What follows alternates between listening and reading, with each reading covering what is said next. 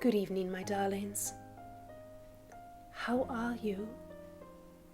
I hope your day was exceptionally good. Have you drank your water, any water at all today? You know that you must. It is very vitally important that you do. Go on, go and get something.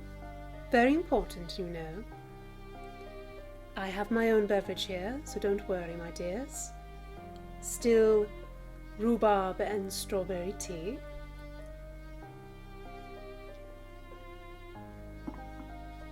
Have you eaten today?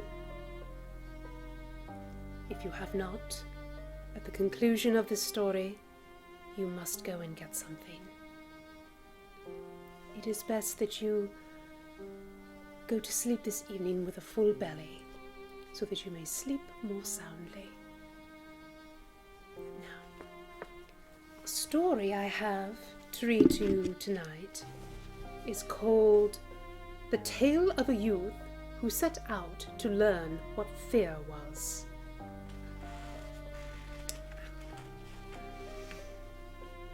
Got your blanket? Very good. Someplace comfortable, I hope. Let us begin. A father had 2 sons, of whom the eldest was clever and bright, and always knew what he was about. But the youngest was stupid, and couldn't learn or understand anything. So much so that those who saw him exclaimed, "What a burden he'll be to his father." Now, when there was anything to be done, the eldest had always to do it, but if something was required later or in the night time, and the way led through the churchyard or some such ghostly place, he always replied, "Oh, no, father, nothing will induce me to go there. It makes me shudder," for he was afraid. Or when they sat of an evening round the fire telling stories which made one's flesh creep, the listeners sometimes said, "Oh, it makes one shudder." The youngest sat in a corner, heard the exclamation, and could not understand what it meant. "They are always saying it makes one shudder. It makes one shudder. Nothing makes me shudder. It's probably an art quite beyond me." Now it happened that his father said to him one day, "Hearken, you there in the corner. You are growing big and strong, and you must learn to earn your own bread. Look at your brother. What pains he takes. But all the money I've spent on your education is thrown away." "My dear father," he replied, "I will gladly learn. In fact, if it were possible, I should like to learn to shudder. I don't understand that a bit yet." The eldest laughed when he heard this, and thought of himself, "Good heavens, what a ninny my brother is. He'll never come to any good. As big a twig is bent, so is the tree inclined." The father sighed and answered him, "You'll soon learn to shudder, but that won't help you to make a living." Shortly after this, while the sexton came to pay them a visit, the father broke out to him and told him what a bad hand his youngest son was and everything. He knew nothing and learnt nothing. Only think, when I asked him how he proposed gaining a livelihood, he actually asked to be taught to shudder. "If that's all he wants," said the sexton, "I can teach him that. Just you send him to me. I'll soon polish him up." The father was quite pleased with the proposal, because he thought it would be a good discipline for the youth. And so the sexton took him into his house, and his duty was to toll the bell. After a few days he woke him at midnight, and bade him rise up and climb into the tower and toll. "Now, my friend, I'll teach you to shudder," he thought. he stole forth secretly in front, and when the youth was up above and had turned round to grasp the bell rope, he saw, standing opposite the hole of the belfry, a white figure. "Who's there?" he called out, but the figure gave no answer, and neither stirred nor moved. "Answer?" cried the youth, "or be gone. You have no business here at this time of night." But the sexton remained motionless, so that the youth might think it was a ghost. The youth called out the second time, "What do you want here? Speak if you are an honest fellow, or I'll knock you down the stairs." The sexton thought, "He can't mean that in earnest," so gave forth no sound, and stood as though he were made of stone. Then the youth shouted out to him the third time, and as that too had no effect, he made a dash at the spectre, and knocked it down the stairs, so that it fell about 10 steps, and remained lying in a corner. Thereupon he tolled the bell, went home to bed without saying a word, and fell asleep. The sexton's wife waited a long time for her husband, but he never appeared. At last she became anxious, and woke the youth and asked, "Don't you know where my husband is?" "He went up to the tower in front of you." "No," answered the youth, "but someone stood on the stairs up there just opposite the trap door on the belfry, and because he wouldn't answer me or go away, I took him for a rogue and knocked him down. You better go and see if it was he. I should be much distressed if it were." The wife ran and found her husband, who was lying groaning in a corner with his leg broken. She carried him down, and then hurried with loud protestations to the youth's father.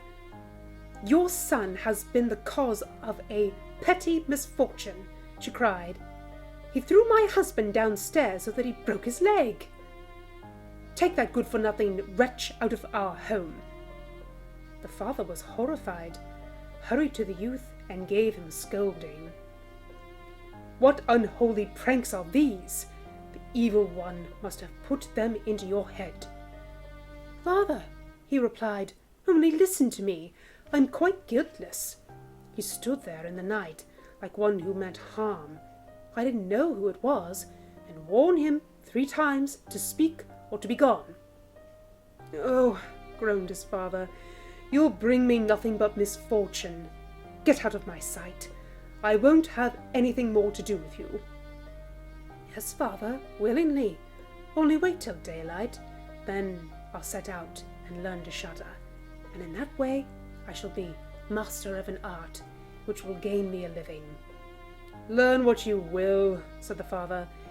"It's all one to me. Here are $50 for you. Set forth into the wide world with them, but see and tell no one where you come from or who your father is, for I am ashamed of you." "Yes, father, whatever you wish, and if that's all you ask, I can easily keep it in my mind."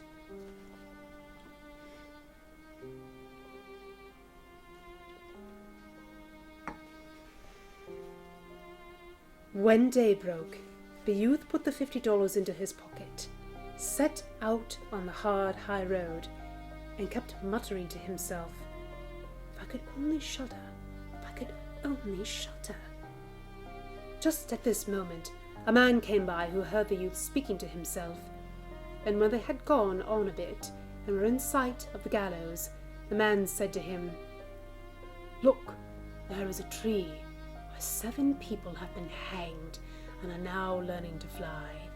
Sit down under it and wait till nightfall, and then you'll pretty soon learn to shudder." "If that's all I have to do," answered the youth, "it's easily done. But if I learn to shudder so quickly, then you shall have my $50.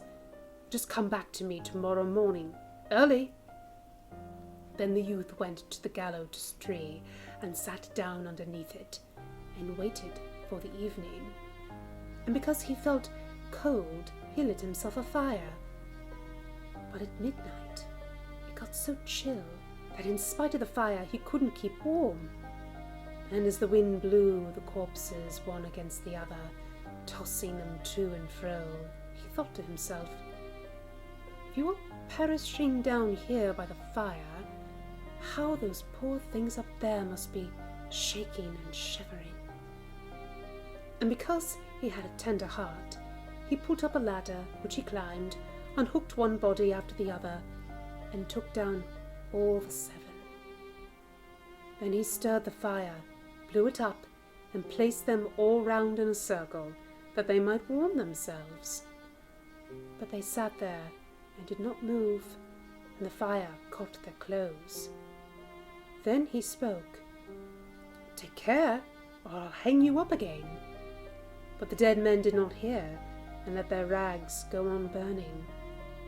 Then he got angry and said, "If you aren't careful yourselves, then I can't help you, and don't mean to burn with you." And he hung them up again in a row. Then he sat down at his fire and fell asleep. On the following morning, the man came to him and, wishing to get his $50, said, "Now you know what it is to shudder." "No," he answered. "How should I? Those fellows up there never opened their mouths, and were so stupid that they let those few old tatters they have on their bodies burn." Then the man saw he wouldn't get his $50 that day, and went off saying, "Well, I'm blessed if I ever met such a person in my life before." The youth too went on his way, and began to murmur to himself, "Oh, if only I could shudder! If only I could shudder!" A carrier who was walking behind him heard these words and asked him, "Who are you?" "I don't know," said the youth. "Where do you hail from?" "I don't know," said the youth. "Who's your father?" "I mayn't say." "Why are you constantly muttering to yourself?" "Oh," said the youth, "I would give worlds to shudder, but no one can teach me." "Stuff and nonsense," spoke the carrier. "Come along with me, and I'll soon put that right." The youth went with the carrier, and in the evening they reached an inn, where they were to spend the night. Then, just as he was entering the room, he said again, quite aloud, "Oh, if I could only shudder! If I could only shudder!" The landlord, who heard this, laughed and said, "If that's what you are sighing for, you shall be given every opportunity here." "Oh, hold your tongue," said the landlord's wife. "So many people have paid for their curiosity with their lives. It were 1,000 pities if those beautiful eyes were never again to be held daylight." But the youth said, "No matter how difficult, I insist on learning it. Why, that's what I've set out to do." He left the landlord no peace till he told him that in the neighbourhood stood a haunted castle, where one could easily learn to shudder if one only kept watch in it for 3 nights. The king had promised the man who dared to do this thing his daughter as wife, and she was the most beautiful maiden under the sun. There was also much treasure hid in the castle, guarded by evil spirits, which would then be free, and was sufficient to make a poor man more than rich. Many had already gone in, but so far none had ever come out again. So the youth went to the king and spoke. "If I were allowed, I should much like to watch for 3 nights in the castle." The king looked at him, and because he pleased him to say, "You can ask for 3 things, none of them living, and those you may take with you into the castle." Then he answered, "Well, I shall beg for a fire, a turning lathe, and a carving bench with the knife attached." Interesting little things to ask for.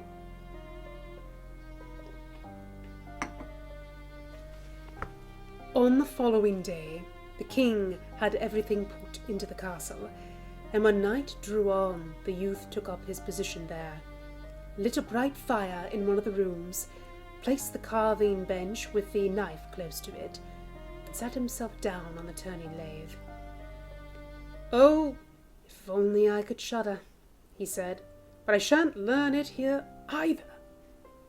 Towards midnight, he wanted to make up the fire, and as he was blowing up a blaze, he heard a shriek from a corner. "Oi, Mignon! How cold we are!" "You fools!" he cried. "Why do you scream? If you are cold, come and sit at the fire and warm yourselves." And as he spoke, 2 huge black cats sprang fiercely forwards and sat down, one on each side of him, and gazed wildly at him with their fiery eyes. After a time, when they had warmed themselves, they said, "Friend, shall we play a little game of cards?" "Why not?" he replied. "But first let me see your paws." Then they stretched out their claws. "Ha!" he said. "What long nails you've got! Wait a minute, I must first cut them off." Thereupon he seized them by the scruff of their necks, lifted them onto the carving bench, and screwed down their paws firmly.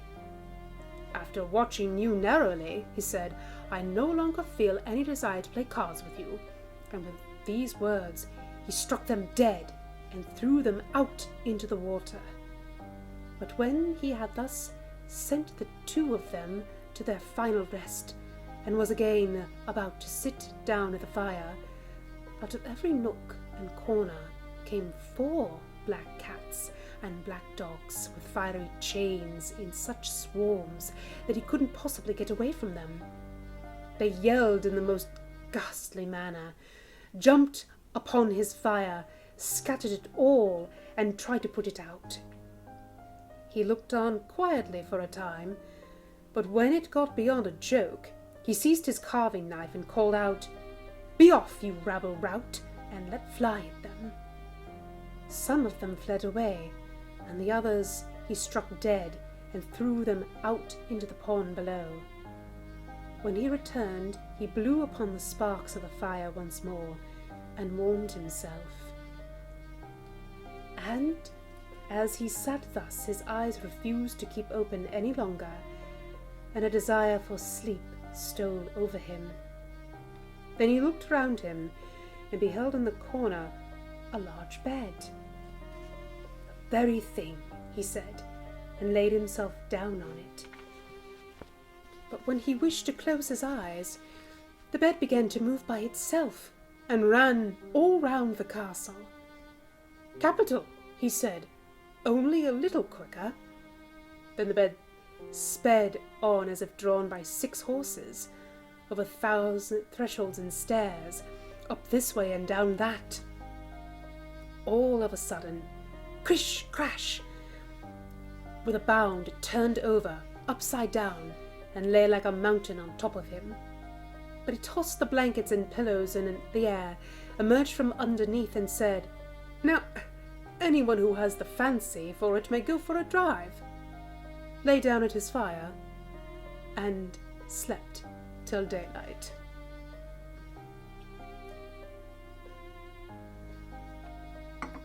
In the morning, the king came, and when he beheld him lying on the ground, he imagined the ghosts had been too much for him, and that he was dead. Then he said, "What a pity, and such a fine fellow as he was." The youth heard this, got up and said, "It's not come to that yet." Then the king was astonished, but very glad, and asked how it had fared with him. "First rate," he answered, "and now I've survived the one night, I shall get through the other 2 also." The landlord, when he went to him, opened his eyes wide and said, "Well, I never thought to see you alive again. Have you learnt now what shuddering is?" "No," he replied, "it's quite hopeless. If someone could only tell me how to. The second night he went up again to the old castle, sat down at the fire, and began his own refrain. If only I could shudder. As midnight approached, a noise and din broke out, at first gentle, but gradually increasing. Then all was quiet for a minute, and at the length, with a loud scream, half of the man dropped down the chimney and fell before him. "Hi, up there!" shouted he. "There's another half wanted down here. That's not enough." Then the din commenced once more. There was a shrieking and a yelling, and then the other half fell down. "Wait a bit," he said. "I'll stir up the fire for you." When he had done this and again looked round, the two pieces had united, and a horrible-looking man sat on his seat. "Come," said the youth, "I didn't bargain for the hat, and the seat is mine." The man tried to shove him away, but the youth wouldn't allow it for a moment, and, pushing him off by force, sat down in his place again. Then more men dropped down, one after the other, who, fetching 9 skeleton legs and 2 skulls, put them up and played ninepins with them. The youth thought he would like to play too, and said, "Look here, do you mind my joining the game?" "No, not if you have money." "I've money enough," he replied, "but your balls aren't very round." He then took the skulls, placed them on his lathe, and turned them till they were round. "Now they'll roll along better," he said, and whoop-a-la, now the fun begins. He played with them and lost some of his money, but when 12 struck, everything vanished before his eyes. He lay down and slept peacefully.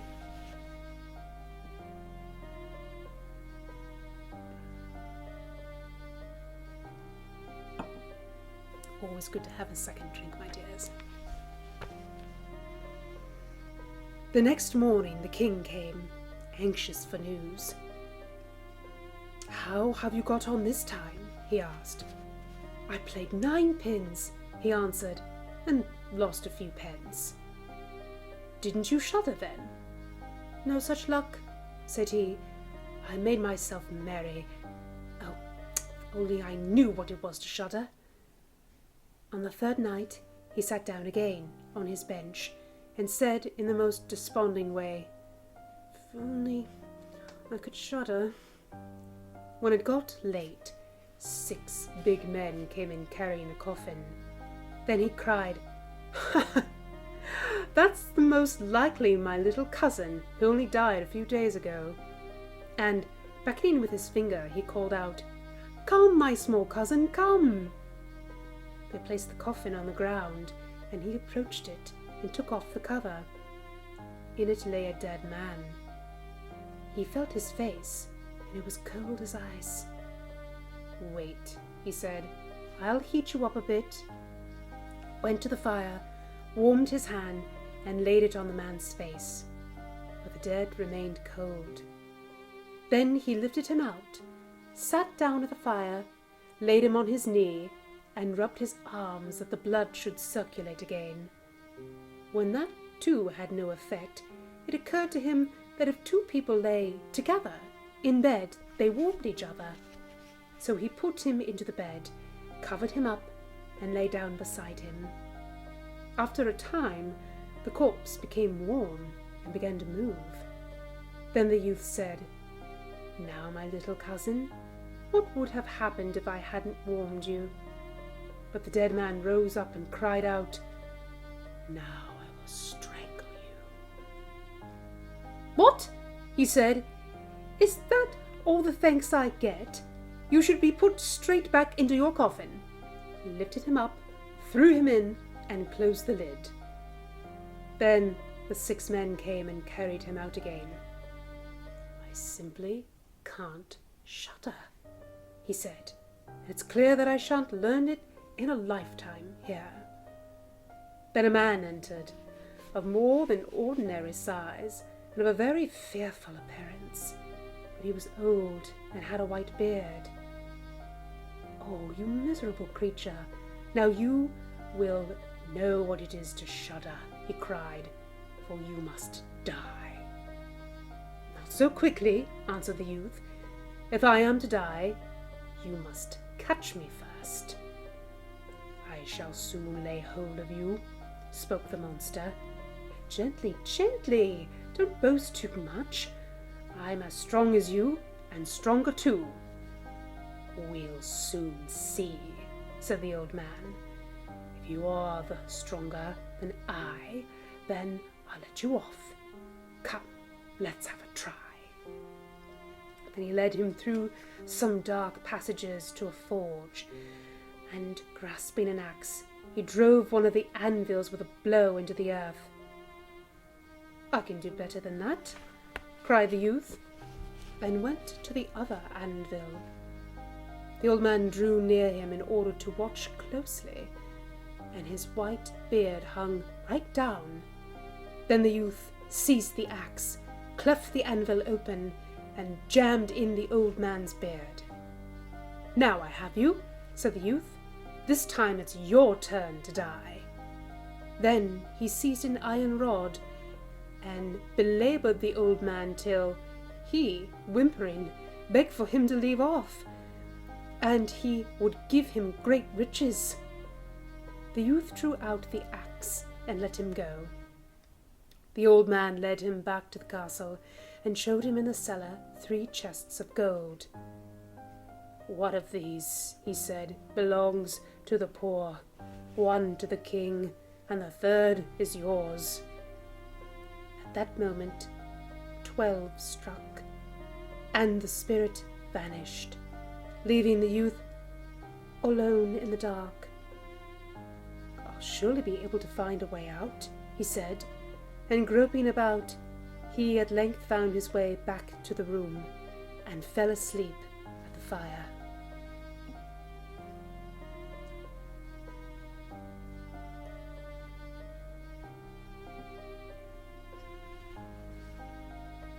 The next morning the king came and said, "Well now, you've surely learnt to shudder." "No," he answered. "What can it be? My dead cousin was there, and the old bearded man came, who showed me heaps of money down below there, but what shuddering is no one has told me." Then the king spoke. "You have freed the castle from its curse, and you shall marry my daughter." "That's all charming," he said, "but I still don't know what it is to shudder." Then the gold was brought up, and the wedding was celebrated. But the young king, though he loved his wife dearly, and though he was very happy, still kept on saying, "If only I could shudder. Only I could shudder." At last he reduced her to despair. Then her maid said, "I'll help you. We'll soon make him shudder." So she went out to the stream that flowed through the garden, and had a pail full of little gudgeon brought to her. At night, when the young king was asleep, his wife had to pull the clothes off him and pour the pail full of little gudgeon over him, so that the little fish swam all about him. Then he awoke and cried out, "Oh, how I shudder! How I shudder, dear wife! Yes, now I know what shuddering is." That is the end of that story, my dears.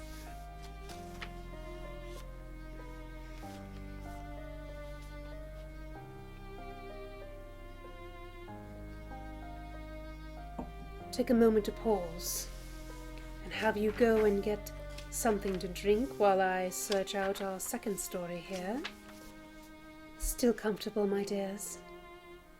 Good. Move on to a second story here, called Why the Sea is Salt.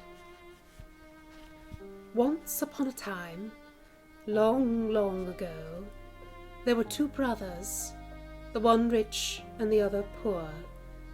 When Christmas Eve came, the poor one had not a bite in the house, either of meat or bread. So he went to his brother and begged him, in God's name, to give him something for Christmas Day. It was by no means the first time that the brother had been forced to give something to him, and he was not better pleased at being asked now than he generally was. "If you will do what I ask, you shall have a whole ham," he said. The poor one immediately thanked him and promised this. "Well, here is the ham, and now you must go straight to Dead Man's Hall," said the rich brother, throwing the ham to him. "Oh, well, I will do what I have promised," said the other, and he took the ham and set off. He went on and on for the livelong day, and at nightfall he came to the place where there was a bright light. "I have no doubt this is the place," thought the man with the ham. An old man with long white beard was standing in the outhouse, chopping Yule logs. "Good evening," said the man with the ham. "Good evening to you." "Where are you going at this late hour?" said the man. "I'm going to Dead Man's Hall, if only I am in the right track," answered the poor man. "Oh, yes, you are right enough, for it is here," said the old man. "When you get inside, they will all want to buy your ham, for they don't get much meat to eat there. But you must not sell it unless you can get the handmill which stands behind the door for it. When you come out again, I will teach you how to stop the handmill, which is useful for almost everything." So the man with the ham thanked the other for his good advice and rapped at the door.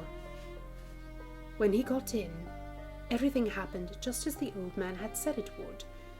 All the people, great and small, came round him like ants on a hill, and each tried to outbid the other for the ham. "By rights, my old woman and I ought to have it for our Christmas dinner, but since you have set your hearts upon it, I must just give it up to you," said the man. "But if I sell it, I will have the handmill which is standing there behind the door."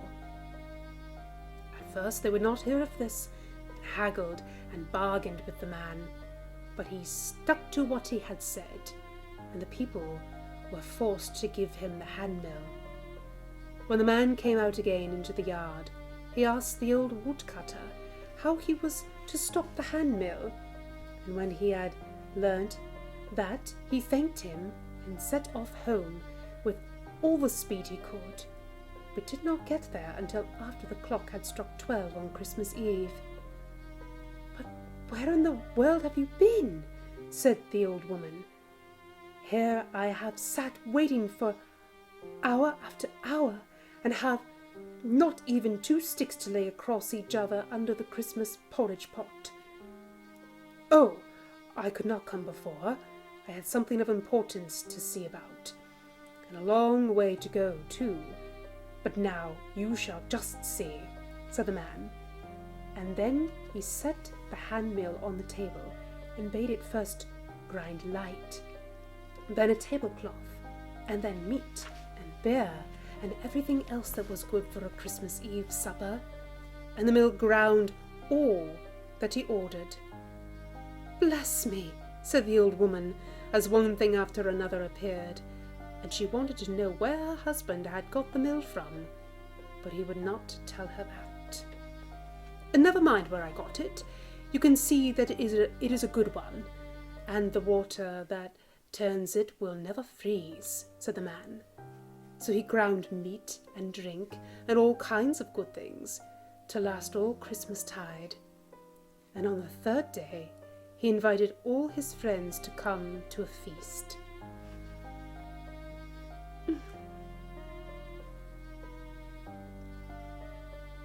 Now, when the rich brother saw all that there was at the banquet and in the house, he was both vexed and angry, for he grudged everything his brother had. On Christmas Eve he was so poor that he came to me and begged for a trifle, for God's sake, and now he gives a feast as if he were both a count and a king, thought he. But for heaven's sake, tell me where you got your riches from, he said to his brother. From behind the door, said he who owned the mill, for he did not choose to satisfy his brother on that point.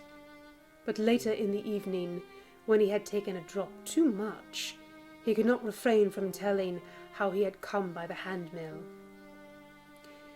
"There you see what has brought me all my wealth," he said, and brought out the mill and made it grind first one thing and then another.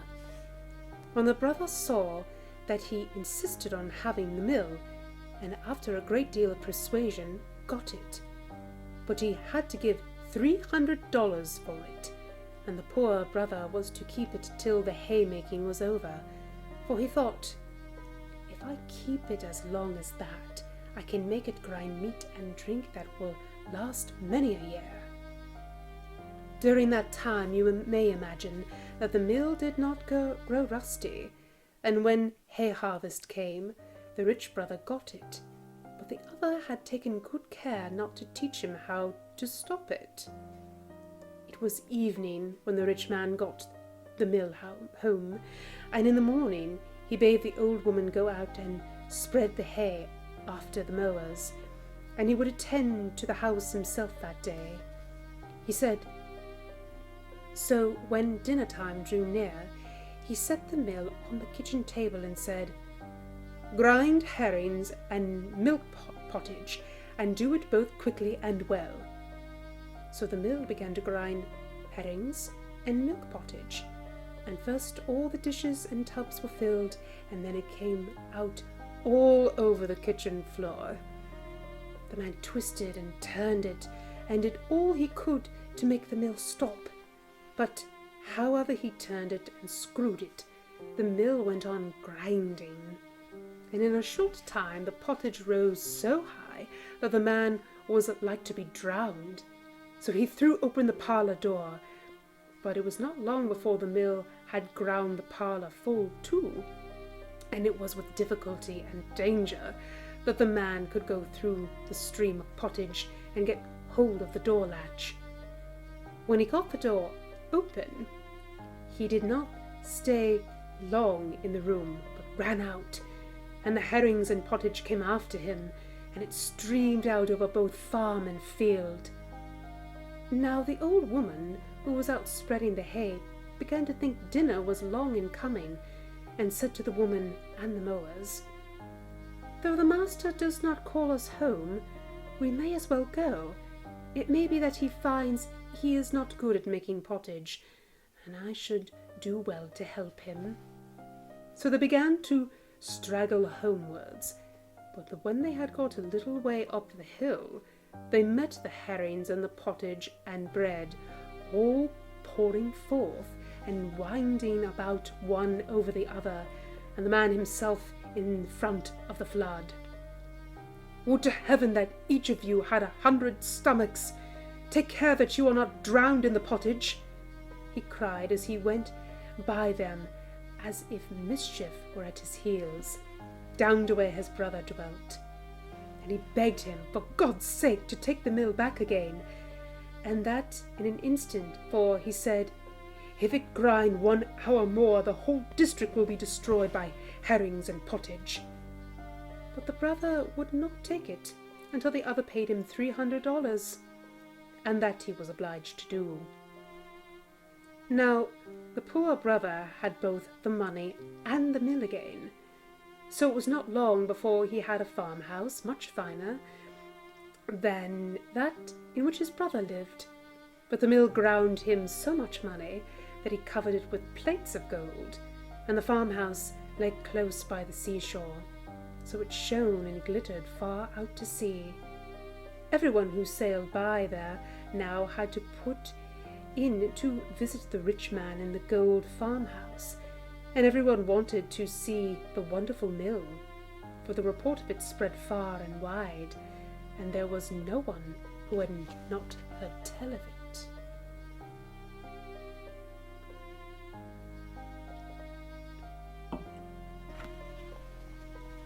After a long, long time came also a skipper who wished to see the mill.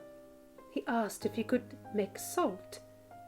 Yes, it could make salt, said he who owned it, and when the skipper heard that, he wished with all his might and main to have the mill, let it cost what it might, for he thought if he had it, he would get off having to sail far away over the perilous sea for frights of salt. At first, the man would not hear of parting with it, but the skipper begged and prayed, and at last the man sold it to him and got many, many thousands of dollars for it.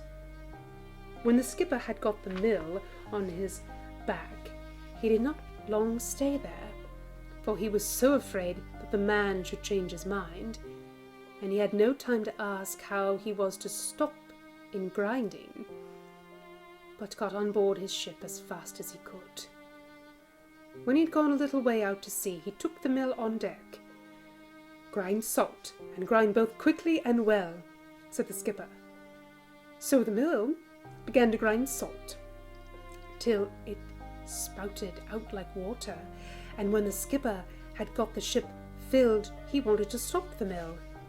But whichsoever way he turned it, and how much soever he tried, it went on grinding, and the heap of salt grew higher and higher, until at last the ship sank.